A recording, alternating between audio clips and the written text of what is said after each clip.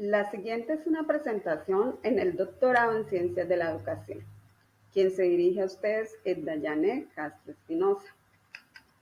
El contenido de esta es acerca del profesor investigador.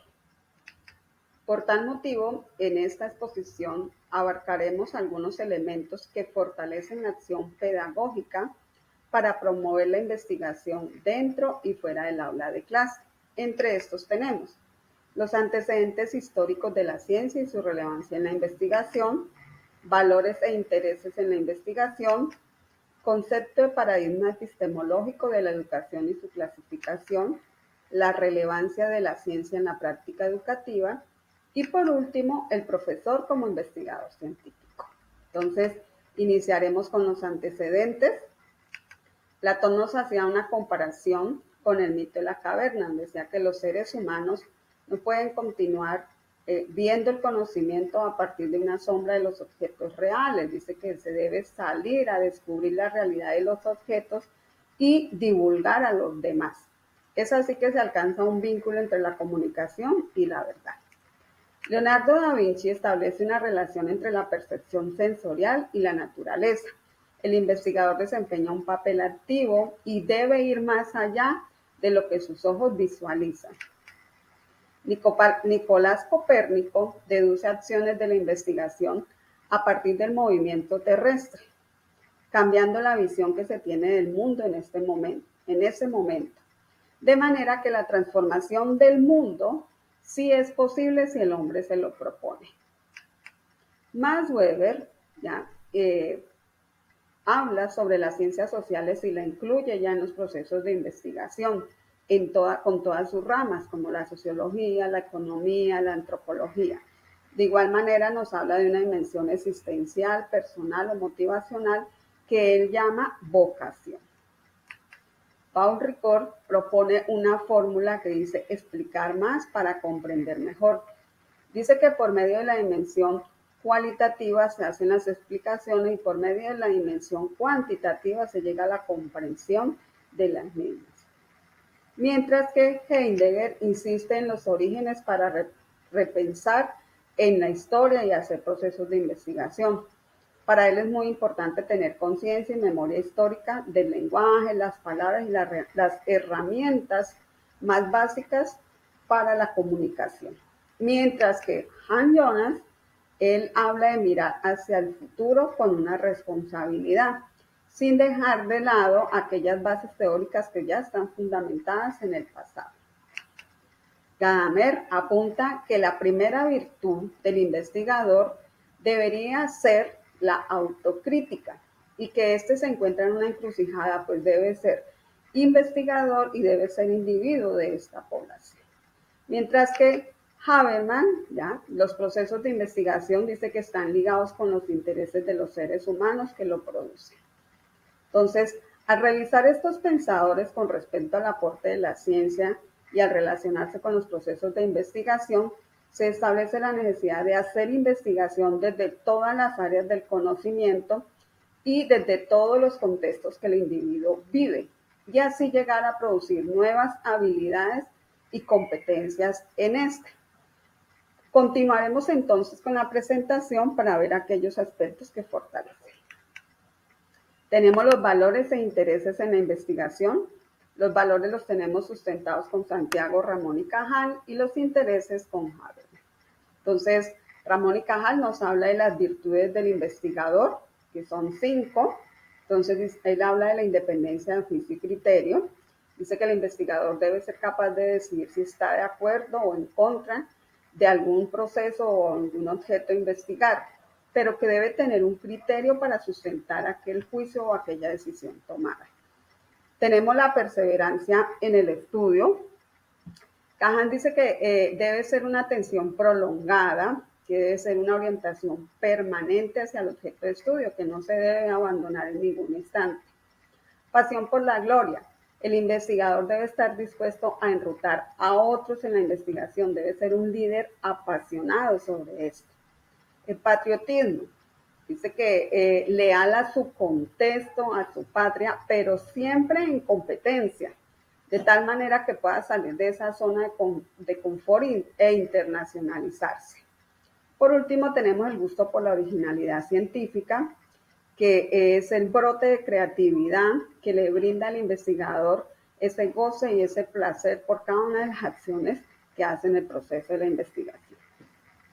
En cuanto a los intereses, entonces tenemos aquel que viene de todo lo relacionado a la naturaleza, aquel que viene de la parte social, las relaciones con los hombres, y un último que nos habla del horizonte de comunicación ideal.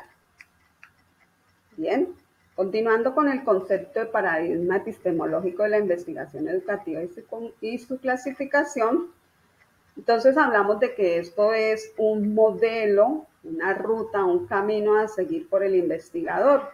Es una corriente que él asume para trabajar en su proceso y que debe tener algunas características. Entonces, debe ser ontológico, que se refiere a la comprensión de la realidad; epistemológico, la posición que asume el investigador; y metodológico, se refiere a los procedimientos considerados en el estudio. Esto lo basamos en las lecturas de Hill y otros. Hill y otros nos hacen una clasificación de los paradigmas de la investigación educativa.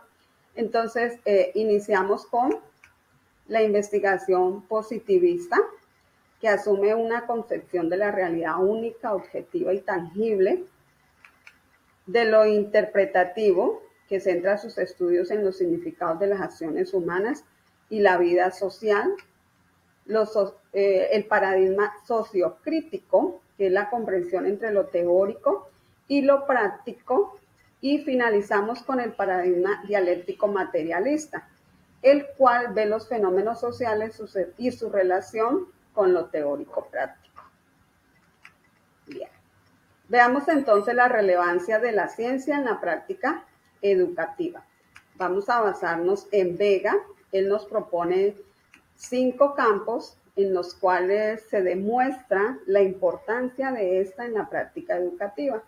Entonces nos habla de los estudiantes, nos habla de que hay una diversidad en ellos, partiendo pues que existen unos niveles de escolaridad, existen unas culturas de su propio contexto o aquellos que hoy en día llegan a la escuela a causa de la migración, diversidad sexual y otras características que identifican a los estudiantes y que definitivamente sirven para los procesos de investigación. Tenemos la escuela, que es allí donde se vive un sinnúmero de experiencias en las diferentes unidades sociales que esta misma contiene en su comunidad educativa.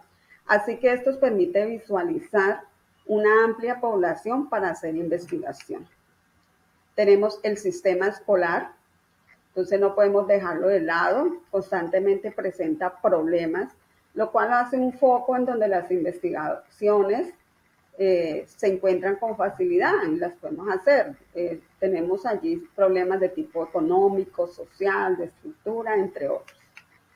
Las disciplinas, como lo hemos venido hablando, entonces, desde su individualización hasta su transversalidad, así que serían bases fundamentales para iniciar y concluir investigaciones, tal como se nombró en los antecedentes al iniciar la presentación.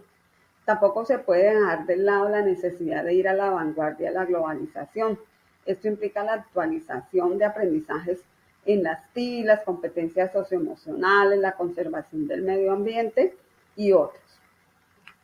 Por último, entonces, aquí tenemos los docentes, los cuales, luego de hacer procesos de investigación, logran definir su identidad como profesor investigador, de acuerdo a los paradigmas ya mencionados que él haya asumido para trabajar, involucrando prácticas significativas, acciones comunicativas y todo lo que conlleve a unas prácticas efectivas dentro y fuera del aula de clase.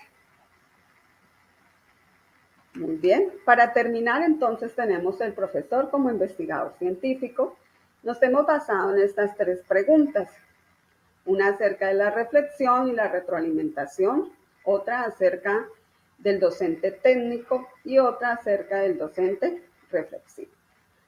Entonces veamos, la reflexión constante de la práctica pedagógica permite al docente autoevaluar aquellas estrategias que a diario practica con sus grupos de estudiantes.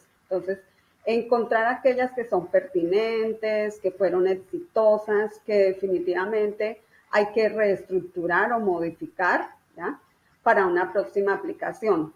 Y se debe hacer una retroalimentación, ¿ya?, para que él tenga una visión más amplia de ese aprendizaje que estaba llevando a cabo con sus chicos y ver qué les sirvió y qué no, y trabajar en el aula. Y en lo posible, si se deja un repositorio que sirva de modelo para los demás compañeros, hacer los pares de acompañamiento en estos procesos de reflexión.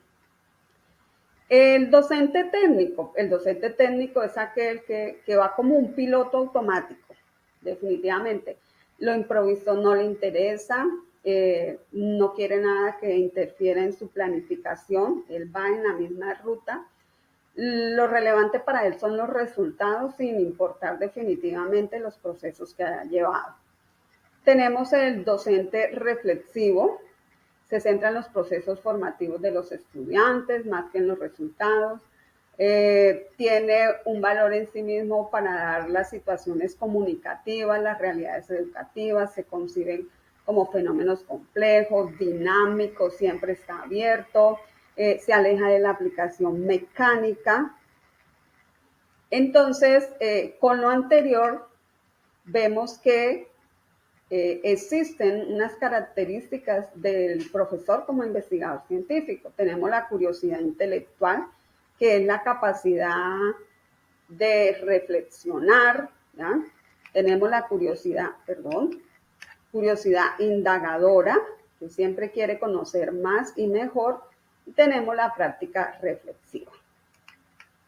Como conclusiones, entonces tenemos, al hacer investigación, se debe tener en cuenta la historia, contamos con una variedad de disciplinas o áreas, es relevante identificarnos desde un inicio con la ruta o el paradigma a seguir y tener en cuenta aquellos aspectos de la globalización. Por último, presentamos una bibliografía donde tenemos los textos bajo los cuales soportamos la presentación. Muchísimas gracias, nos veremos pronto.